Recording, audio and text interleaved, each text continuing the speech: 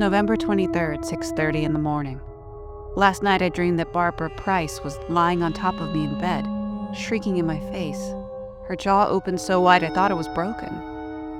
Her skin was falling off, and her eyes and mouth glowed like something was using her head as a flashlight. I woke up screaming. First thing this morning, I went looking for the secret door behind the paneling described in Barbara's diary. I wasn't successful. I don't even see any paneling there.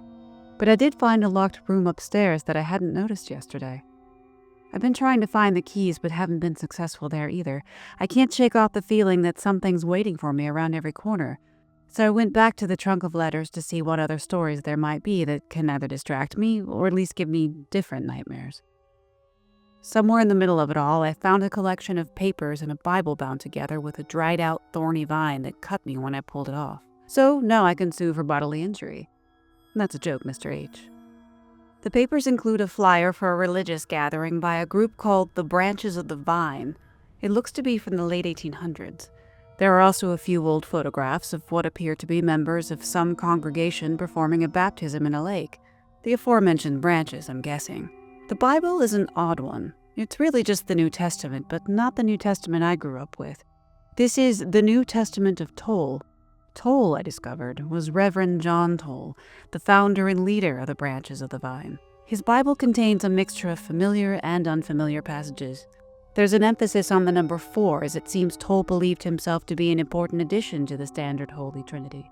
In his Bible, he calls this the Quadrinity, and according to his lore, he assembled his group of branches to eventually meet with Jesus, or God, at a then unknown location where they would plan and launch the battle against Satan? That's as far as I read. This particular edition was covered in a sticky, flesh-colored, sulfur-scented goo, so I didn't handle it for long. But I do want to know more. Who exactly were the Branches of the Vine? Obviously, they too stayed at Seamus House. But why? And what fate did they meet here? I found some correspondence between Towell and the then owner. "My dear Reverend Towell," says the first letter, "I've been following the activities of the Branches for a long time. While I'm not a religious man myself, I'm intrigued by your unique philosophy and have been voraciously devouring your prolific pamphlets. The meeting place described from your visions perfectly describes, I can hardly believe it myself, my second home in New Jersey. I would be remiss to dismiss the similarities." The letter goes on to describe every detail of the house I'm already sitting in now, so I skipped ahead where he says, "I may not subscribe to any particular theology, but I nevertheless believe there is much unknown about the world, and it is my personal feeling that we are destined to cross paths. If you're open to the possibility, I invite you and your Tollies, as the contemptible public call your followers, to stay at Seamus House and see if you do indeed meet God there. I eagerly await your reply. In friendship, H." H again. Who was this H? Obviously not you, Mr. H. Your great-grandfather? Is your surname a family secret or something? Anyway, behind that letter, there's another. "Dear Mr. H," it says, "I'm elated to learn of Seamus House and must admit that your description of it sounds very much like what the Lord communicated to me, though I will reserve judgment for now. I feel, however, that whether or not your house is the chosen place, it was destiny that we should communicate, even if only to bring over another follower. You may resist such an idea now, but the Lord often plants his seed in strange ground and finds fruit there. In any case, I share your theory that you may be a tool for a greater power. Tell me where my 7 followers and I are to travel, and we'll make arrangements speedily. Your brother in Christ, Reverend John Towell." Mr. H. the Elder responded, inviting the Branches of the Vine to stay for 12 days and nights, a familiar length of time. And just like myself and Barbara Price before me, the Tollies were required to take notes about their experiences. As for why it has to be 12 days exactly, he references the group's own beliefs. He says in his letter, "It's the Quadrinity, as you say, multiplied by the more conventional Trinity. Humor my symbolic gesture, or perhaps you're familiar with arithmancy. It's a favorite subject of mine." There's no reply here from Towell, but clearly the Reverend agreed to the terms because tied to these correspondences are the required notes, all taken by one Simon Whitmore, who identifies himself as the group's secretary. I have a long read ahead of me, but there are clearly bloodstains or something meant to look like bloodstains on the last page, so now I have to read it. Day 1, October 31st, 1893, 2 p.m. Arrived at Seamus House early this afternoon. It is a large construction of aged white brick, with ivy growing over the face of it and many windows. The house is guarded by a wrought iron gate that was already open to us. There was no man to greet us, but the front door was unlocked. The Reverend says this is an indicator of H's openness to faith. Wishing to be certain we were not the target of another joke, however, I did look for some sign that we were, in fact, permitted here. Fortunately, I found a letter on the entry table welcoming us, with directions to rooms we each may use. Due to the encroachment of ivy, the house is quite dark, even in the light of day. But the so far unseen Mr. H has thoughtfully provided numerous candles and oil lamps. There is also plentiful food, for which we are grateful. Reverend already feels the presence of God here, a blessing. We must all now purify ourselves before our work can begin. We will each retire to our own rooms and fast and pray until midnight, when we will sleep. I admit some challenge here, as we've already not eaten since departing at dawn today, but my faith will fill me, I'm confident. My selected room is small but comfortable. There's a bowl of just ripe fruit tempting me on the writing desk. Perhaps a gift arranged by our host, but I suspect it to be a test by the Reverend to prove my dedication. I will not fail. Instead, I will pray and meditate on the coming day in the search for proof of God's presence here. Day 2, 1 a.m.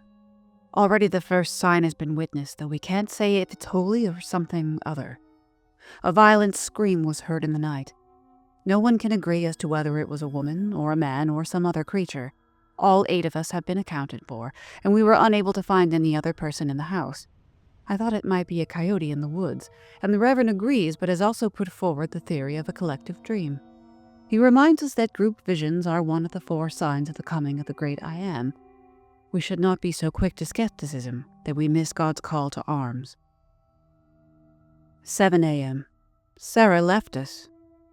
She was accounted for after the mysterious disturbance, but we've been unable to find her since the sun rose. Some of us were concerned that there may have, in fact, been someone hidden in the house who took her, but we were rightfully rebuked for our lack of faith. The Reverend points out that there are no signs of unwelcome entry into the house. He believes Sarah's disappearance, particularly in our time of purification, to be a sign that God found sin in her and compelled her to flee so that the rest of us might remain clean. I have only ever known Sarah to be kind and honest, but this is a painful lesson that any of us can be deceived at any time. I may have been too eager to trust in her matronly demeanor. A minor observation that may mean nothing, but the bowl of fruit that tempted me yesterday has turned black with rot overnight. Perhaps it's the moist air here. But I wonder if the temptation wasn't a test by the Reverend and was instead a trick by darker forces. I note it here in the event it becomes meaningful later, but I will otherwise forget it and give it no more power. Sarah's presence will be missed. 9 p.m. We spoke no more of Sarah, but instead explored the other rooms of the house. Most are uninteresting, but there is one room upstairs we can't open that has perplexed the Reverend greatly. Seamus House is not H's main dwelling. I'm told he lives in Chicago. And as we are unable to reach a telegraph office, there is no timely way of reaching him about a key. We did manage to locate a drawer full of keys, and I was given the task of trying them all. This took more than an hour, and none of them were found to unlock the door. Now my hands are red with rust that smells of blood. I'm reminded of Christ's suffering, and I am chastened from my complaint. I later join the others as they explore the gardens. There's a weathered statue of Mother Mary in the midst of it all, which seems an odd choice for a man lacking faith, but as he does not live here, perhaps it's simply a family heirloom. We found what we believe are Sarah's bedclothes behind the greenhouse. There are drag marks in the dirt. Thomas revisited the subject of abduction and was swiftly chastised by the Reverend. He is adamant that she fled and would not be welcome among us again. If she was taken anywhere by anyone, he said, it was to hell by Satan himself. The Reverend's anger is unusually quick today, but I can understand his quick dismissal. It is a disappointment that one of our oldest and dearest has abandoned us when we are possibly so close to the prize. Day 3, 4 p.m. The locked room remains our focus. A storm came last night, and Philip noted that lightning strikes illuminating the house cast shadows from whatever was in the room across the floor in the shape of a horned devil's head. The Reverend admonishes us for our hysteria, reminding us that perfectly innocent objects can cast a seemingly sinister shadow, depending on how they are arranged. He does not rule out the possibility of some demon, but suggested further investigation before determining the evil one is so literally in our midst. After sunrise, Thomas and Jude went round to the back of the house to see if perhaps some arrangement of tree limbs cast the curious shadow. They returned pale and trembling, and urged us all to come out and see their findings. It happened to be that the corresponding window was entirely boarded up. The Reverend apologized for disregarding Philip's observation before. He is now convinced we are closer to our goal than ever, and that Satan is taunting us. I felt tremendous dread inside me upon this realization. This dread turned into a keen sense that someone was watching us from the direction of the greenhouse. I went inside to see if perhaps Sarah had returned and was hiding there, but I found only dead plants. I exited the greenhouse and found myself face to face with the strange statue of Mary. I did not recall her facing that way before. A centipede crawled out of the statue's mouth, and I'm embarrassed to admit that I cried out. I'm relieved that the others did not seem to hear. We have serious work ahead of us here, and I cannot let my own exhaustion and paranoia weaken me. Day 4, 2 p.m. Tragedy. Andrew is gone from us, taken undoubtedly by evil. It was Bartholomew that found him. Andrew had evidently gone to explore a previously undiscovered room and had somehow been run through from the back through his mouth by a tree branch. In fact, the entire room was full of overgrown branches that appeared to have grown through the walls. Neither this room nor any penetration by trees had been found by us before. It must have been this discovery that drove Andrew to investigate further. How he came to impale himself so violently is beyond explanation. We can only think he stumbled over one of the many limbs littering the floor and fell with deadly force. None of us heard any sound. I pray this means his death was mercifully swift. We are beside ourselves with shock and with grief. Sacrifice, as it says in the New Testament of Toll, is the second sign of the coming of the great I Am. But the Lord permits grief, and thusly the Reverend has confined himself to his room for prayer and fasting. The rest of us removed poor Andrew's body and placed him within the greenhouse for safekeeping. There will be no more work today. Day 5, 12 a.m. My hand shakes as I write. There was just heard the sound of feet running throughout the house, and of a woman's laughter. Sarah was not a woman who laughed often, but the voice was unmistakably hers. If there was any doubt left, this voice began to sing I Surrender All, our chosen song. I left my room at once to see if Sarah was there, as did the others, but we found no one. Instead, we heard distantly a horrific screaming, and then all of the noises stopped. We have tried to find Sarah, but there is no sign of her. The Reverend is certain this is the devil's trickery. We are to share rooms in pairs now, so that one of us can keep an eye on the other. My apologies to Jude for no doubt disturbing his sleep as I write this, but then I cannot imagine how anyone can sleep now. 10 p.m. The Reverend is doubly determined to open the locked room. He has no doubt now that the devilish shadow was some hellish apparition, and he has vowed to prove to the Lord that we are his righteous branches, and that we are strong and will not break under the weight of Satan's terrors. We've tried everything we can think of, even loosening the door hinges, but they won't budge. The Reverend did not receive the news of our failures well and threw a chair with a roar of fury. I have never seen him affected with such passion. But then this is the truest test of our faith. He has apologized to me for his loss of composure, and he has since been on his knees praying before the locked door. He won't eat or drink, and we've given up trying to convince him to save his strength. Jude and I are unable to sleep, but at least the phantoms are quiet tonight.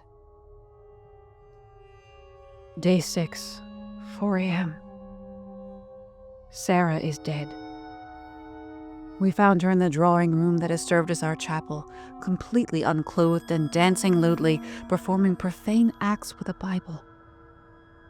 Philip and Thomas and I tried to restrain her, but she was unusually strong and bit Thomas on the cheek, leaving him bleeding profusely. Jude joined the fight, and we were only able to hold her in place, but we couldn't move her for anything. The Reverend ordered us to continue restraining her while he attempted to perform an exorcism, for certainly Sarah's body was possessed. Our Sarah would never have behaved this way without some darker influence overtaking her. Still she fought, and she fought with violence I've never before witnessed. Her neck twisted brutally, and her limbs contorted at unnatural angles. All the while she shrieked curses at us, until at last she twisted herself so hard she broke her own neck and collapsed, dead. I can't get the sound of it out of my mind. The breaking of her bones, it sounded like tree branches snapping. But we must fight on. The others have taken Sarah's body to the greenhouse to lie beside Andrew for now. I'm seeing to Thomas, whose wound is already swelling and weeping pus. May the Reverend forgive me for what I write here now, but I think there's strength in honesty. I'm no longer confident we were God's intended soldiers. Day 7, 3 p.m. The swelling on Thomas' face has sprouted what would appear to be a leaf. The Reverend sees this as a sign from God that he's pleased with his branches. Strange miracles, after all, are the third sign of the coming of the great I Am. But some of us privately wonder if in fact the devil is mocking us. I tried to pull out the growth, but it caused Thomas evident pain. I'm monitoring his wound and will try again later. 6 p.m. Thomas has developed a fever and cannot find the strength to get out of bed.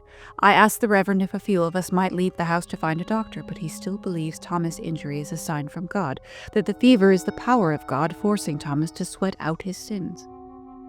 I'm afraid that the Reverend may be too focused on our mission and isn't seeing what's around us. Even Noah had to look after his family during the flood.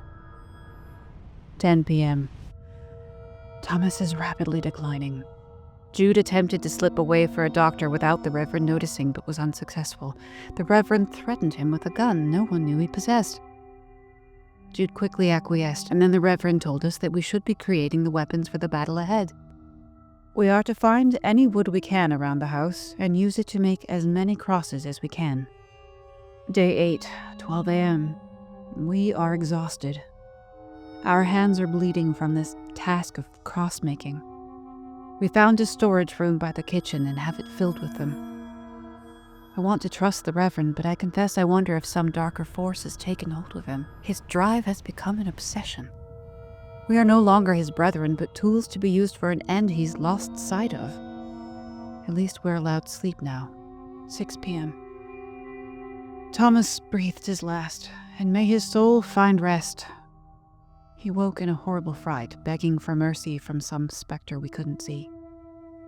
Then he vomited, and from his mouth poured blood and vines as if they'd been growing inside him. I was sure he was already dead, but then he lifted his eyes to heaven and looked for a moment to be peaceful, ready to meet our Lord. And then suddenly he gasped, and an expression of horror overtook him. He said, "Is this God?" But the look on his face was one of revulsion. I don't know what he saw, but he suddenly shuddered and fell backward, his eyes as white as ivory. He was dead. Now there are only 4 of us and the Reverend remaining. Upon realizing Thomas' passing, the Reverend gave out a furious yell like I've never heard from any man. He shouted at us to break down that infernal locked door with whatever we could find. I told him with some fear in my voice that we had already tried everything we could think of in the house. "Then look outside the house," he shouted. It was then that I remembered the statue of Mary in the garden. Jude, Philip, and Bartholomew followed me to help bring her up. We were convinced she'd make a fine battering ram, but it was not to be. The door was as steady as a mountain. The statue bounced away from it like a child's rubber ball. If only it had been shattered by the door. I don't like the look of the thing. It's only a statue, but I haven't been able to lose the feeling that it watches us. We left it lying useless on the hallway floor. I rolled it over so that I couldn't see its eyes. It's enough that I now have to help bring another of our flock to the greenhouse that has become our crypt. Day 9, 11 a.m. May God forgive the Reverend and cleanse him of his sickness, for he has murdered dear Jude. We all tried to convince the Reverend that this house is a trap and we would be fools to believe God has anything to do with our being here, but he wouldn't listen to reason. He insisted that our numbers were being called so that only the most faithful remain. Poor Jude lost his temper and shook the Reverend by his coat. He said what I've begun to think as well, that it will take the death of all of us before the Reverend admits he's wrong. And then it happened. The Reverend produced the pistol again and shot Jude in the face. And then he stood over the bloodied body, calmly reminding us that the fourth sign of the coming of the great I Am is the rapture of some of the faithful. Would the Reverend have us believe he is the instrument of such rapture? Either God is more cruel than we ever knew and we should dread his coming, or the Reverend has long misled us all. Now there are only 3 of us, and the leader of our unhappy band. 10 p.m. We have been keeping quietly busy all day, avoiding the Reverend, hoping he is too preoccupied with his prayers to think of us. I continue to write this diary not to fulfill the requirements of this vile house's owner, but to leave behind some record that we were here in case something terrible happens to the remaining of us. Day 10, 11 a.m. The Reverend has resumed his fixation on the locked door. He claims to hear the angels singing within, but Philip and Bartholomew and I hear nothing. The rest of us managed to restrain the Reverend after his madness drove him to throw himself head first at the locked door until he was bleeding. We took his gun from his coat and left him tied up and howling in his own room, which we barricaded with a table. He became quiet shortly after. My hope is that he simply fainted. 11 p.m. My God in heaven! We have just been visited by the spirits of our dead fellows. Either spirits or their bodies reanimated, I'm not sure which, but dear Jesus, our Savior, this place is cursed, and we are trapped here. Philip and Bartholomew and I had been sleeping in the hallway outside the Reverend's door when they appeared. Sarah, Jude, Andrew, and Thomas, all holding their arms out to us as if to beg us for mercy. I've never been so afraid in all my life. Then, just as suddenly as they appeared, they were gone. Philip and Bartholomew saw it as well, and they were trembling as I was. No one can convince us this was a collective dream, too. We weren't ashamed to cling to one another for comfort. We are well outside of our depths here. Philip wonders if the return of the dead is another sign of the coming of the great I Am, perhaps not meant to be revealed by the Reverend until the right time, but I cannot imagine the dead of our own dear friends would be meant to appear to us in such torment. We cannot tell the Reverend, or it will renew his mania. We will wait until the sun rises, and then we will leave this house whether the Reverend comes with us willingly or not.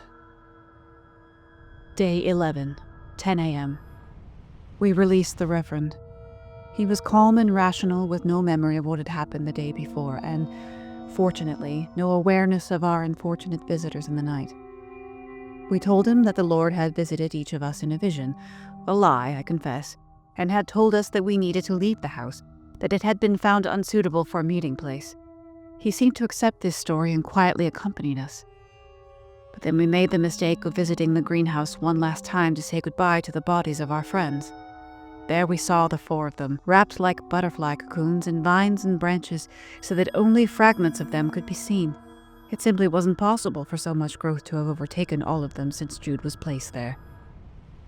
I saw the change overcoming the Reverend, and I knew we should never have come back here. He turned around and walked back into the house. We followed him upstairs to find him standing before the locked door, staring at it. He said nothing. He made no move. He just stood there. The rest of us discussed leaving without him, but we could not find his gun where we left it before. We feared he would harm one of us or himself.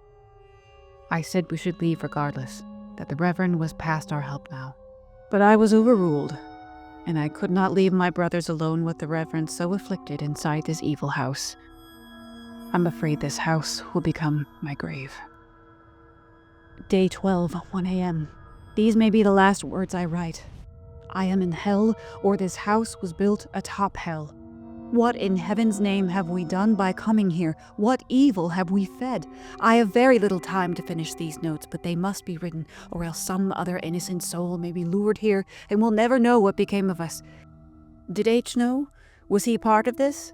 Or did he, as Reverend told did, mistake evil signs for good? At around midnight, the locked room opened of its own accord. We knew because we heard the Reverend shouting for joy and singing, "Hallelujah! Hallelujah! The great I Am has come!" We ran to him at once, and there he stood before the once locked room, his face radiant with joy and from the light within the room. I don't understand what I saw in there, but I was afraid to look for long. What I did see were dazzling colors and strange mists with millions of stars twinkling like diamonds. It was beautiful and terrifying all at once. I felt I had to look away or I would die. But despite our protestations, the Reverend walked into the room, arms outstretched, certain he was going to meet God there. The room went dark as soon as he entered it, and we saw no sign of what was there before or of the Reverend. Only a moment later he returned, his eyes white. On his face was an expression of abject terror. He wept, not tears, but blood. "I have looked into the mouth of God," he said, "and I have seen what is inside of him." Philip begged him to explain, but the Reverend began to shake wildly. Suddenly he shrieked and kept on shrieking. His face began to bubble and burst like a boiling stew. It appeared his body was melting. His eyes exploded in their sockets, and that shriek of his went on and on and on. Philip and Bartholomew reached out to him. Bless them. They only meant to help.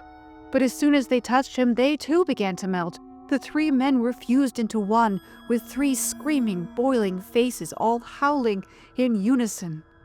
"Brother," their voices called. "Brother, help us!"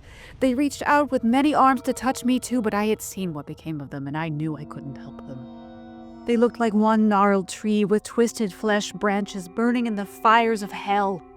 I fled from them. There was nothing left to do, but it followed me, this twisted man tree, determined to enfold me in its melting skin and make me one with it.